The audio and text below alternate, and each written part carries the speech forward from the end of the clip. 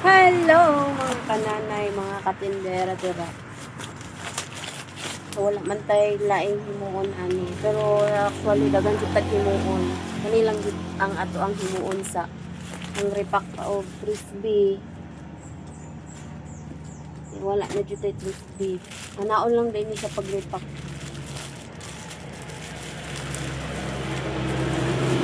Sayon lang kayo siya repakon. Sayon lang as is. Sayon.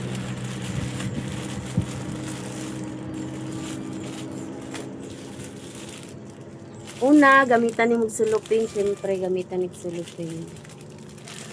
Kaduha, kuhaonin mo na siya. Tanggalan, siyempre, sulupin na po. Papel. I mean, balot niya.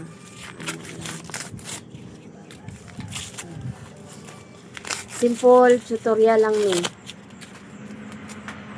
Diba sigulay nakabalon sa on pag-repack. Then, i-open ang silopin. Og isulod ang crispy.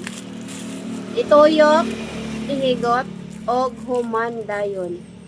Ani lang kasimple ha.